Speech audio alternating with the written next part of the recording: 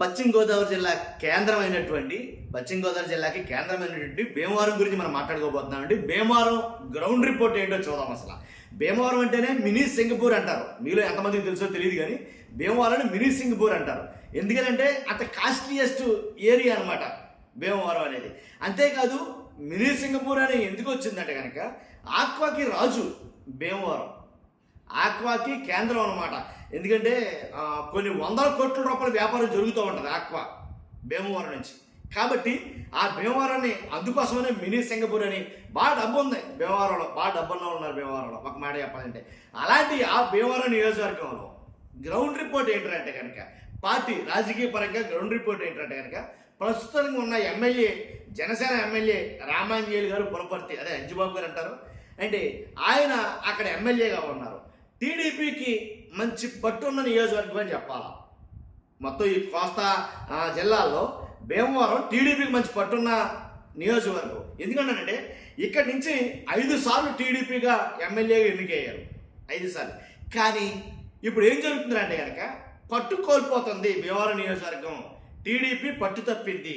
కాబట్టి వైసీపీ హవా ఎక్కువగా జరుగుతుంది. ఇప్పుడు గ్రౌండ్ రియాలిటీ చూస్తే వైఎస్ఆర్సీపీ బాగా బలం పుంజుకుంది, వైసీపీ మంచి గ్రాఫ్ వేరే లెవెల్లో పెరుగుతుంది. దాంట్లో ఎలాంటి డౌట్ లేదు. అసలు విషయాలన్నీ చెప్పే ముందు ఫస్ట్ లైక్ చేయండి. లైక్ చేస్తే నాకు మోటివేషన్ ఉంటుంది, ఎక్కువ మందికి ఇన్ఫర్మేషన్ షేర్ అవుతుంది. లైక్ చేయడం మీ బాధ్యత నేను అంటాను. అంతేకాదు కొత్తగా మన ఛానల్ చూస్తే పక్కాగా సబ్స్క్రైబ్ చేయండి. మీ అమూల్యమైన అభిప్రాయాన్ని కామెంట్ రూపంలో తెలియజేయండి. ఇప్పుడు భీమవరం నియోజకవర్గంలో ఇంతకు ముందు అంటే 2019లో పవన్ కళ్యాణ్ గారు పోటీ చేసిన విషయం అందరికీ తెలిసే. కాబట్టి 2019లో పవన్ కళ్యాణ్ గారి మీద నెగ్గినటువంటి వైఎస్ఆర్సీపీ అభ్యర్థి గ్రంథి శ్రీనివాస్ గారికి 70,642 ఓట్లు వచ్చాయి. పవన్ కళ్యాణ్ గారికి ఎంత వచ్చినాయి అంటే 62,285 ఓట్లు అయితే వచ్చాయి. కాబట్టి దాన్ని బట్టి లెక్కేసుకున్నా సరే అంటే 2019లో పవన్ కళ్యాణ్ గారికి వచ్చిన ఓట్లు 62,285. అదే 2024లో వైఎస్ఆర్సీపీ అభ్యర్థి గ్రంథి శ్రీనివాస్ ఓడిపోయాడు. కానీ ఓడిపోయినా సరే ఆయనకు వచ్చిన ఓట్లు ఏంటో తెలుసా? 63,450 ఓట్లు.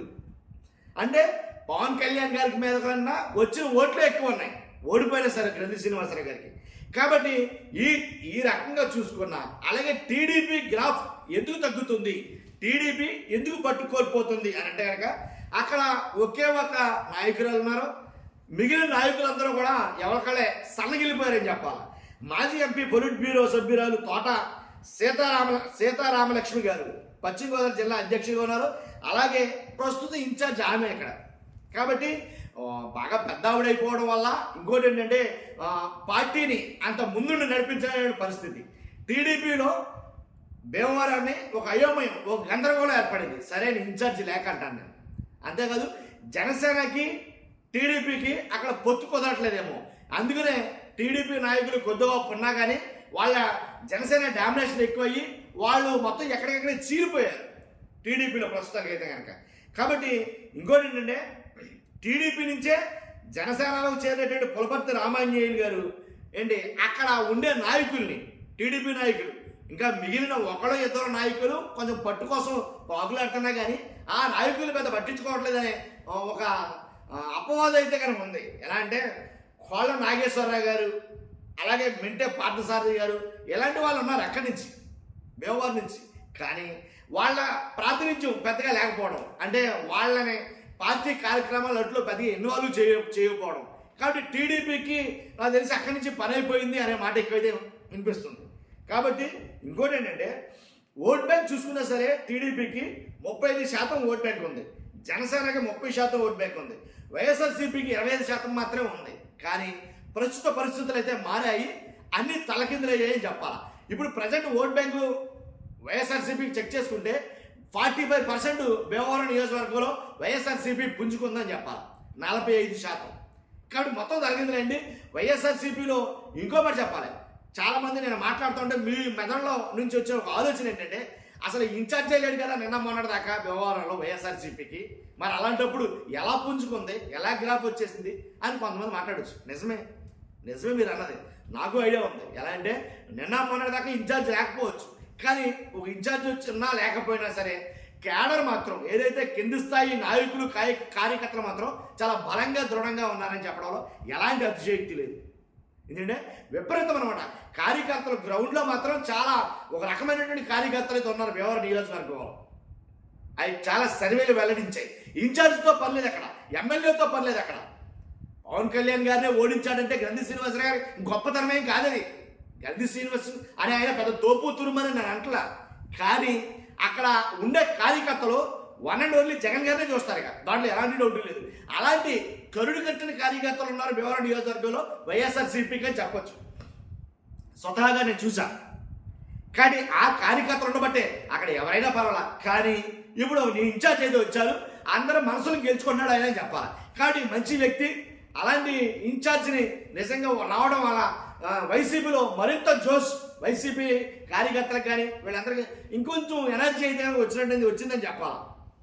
ఎవరంటే ఆల్రెడీ ఎలాగంటే ఓట్ బ్యాంకు చూసుకున్నాం కదా, తలకిందులైందని చెప్పాను. తర్వాత ఇప్పుడు రాబోయే మున్సిపల్ ఎన్నికలు, అలాగే పంచాయతీ ఎన్నికలు ఎలా అని ఆందోళనలు అయితే కనుక టీడీపీ వాళ్ళు ఉన్నారు. దాంట్లో ఎలాంటి డౌట్ లేదు. ఇచ్చిన హామీలు ఉన్నాయి, వైఎస్ఆర్సీపీ వాళ్ళు ఇచ్చిన హామీలు ఉన్నాయి. ఆ హామీలు అయితే కనుక ఇంకా ఏమీ అసలు అమలు చేయలేదు. జనసేన నుంచి, వైఎస్ఆర్సీపీ ఇచ్చిన హామీలు కాదు, జనసేన నుంచి వైఎస్ఆర్సీపీ వాళ్ళు హామీలు ఇచ్చారు, ఏమీ చేయలేకపోయారని పవన్ కళ్యాణ్ గారే అన్నారు. కాకపోతే మరి జనసేన వాళ్ళు ఇచ్చిన హామీలు ఏమైనా అమలు చేశారా అని అంటే కనుక ఒకసారి చూద్దాం. వాళ్ళు ఇచ్చిన హామీలు ఏంటో పవన్ కళ్యాణ్ గారు మాట్లాడిన మాటలే విందాం. ఆయన ఒకటంట,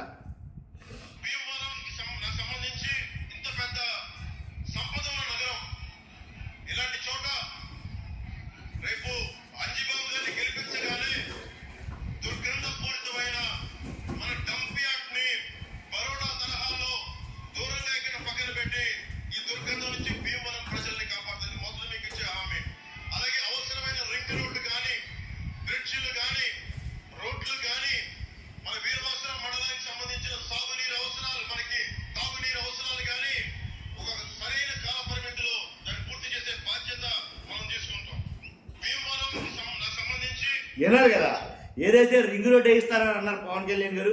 రింగ్ రోడ్ వేయించారు ఏదో మీరే చెప్పాలి నాకు. తర్వాత బ్రిడ్జ్ కట్టిస్తారన్నారు, కట్టించారో లేదో మీరే చెప్పాలి నాకు. తర్వాత రోడ్లు మొత్తం భీమవరం నియోజకవర్గంలో ఉన్న రోడ్లన్నీ కూడా బాగు చేస్తా అన్నారు. తర్వాత వంతెనలు అయ్యే ఉన్నాయి, ఆ వంతెనలు కూడా వేయిస్తానని అన్నారు.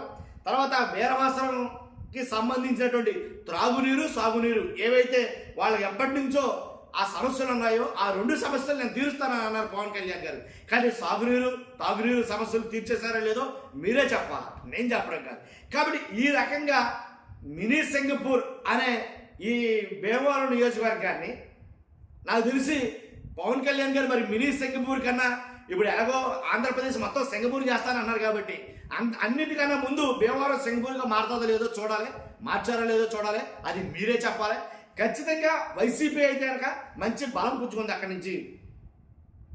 ఈ జిల్లాలన్నింటిలో కల్లా భీమవరం జిల్లాలో వైసీపీ గ్రాఫ్ బాగా పెరిగిందని చెప్పడంలో ఎలాంటి అతిశయోక్తి తెలియదు. చూస్తున్నా మీరు అందరూ కూడా మీ అభిప్రాయాన్ని కామెంట్ రూపంలో తెలియజేయండి. ఫస్ట్ అయితే లైక్ చేయండి, కొత్తగా మన ఛానల్ ఇస్తే పక్కగా సబ్స్క్రైబ్ చేయండి. Thank you.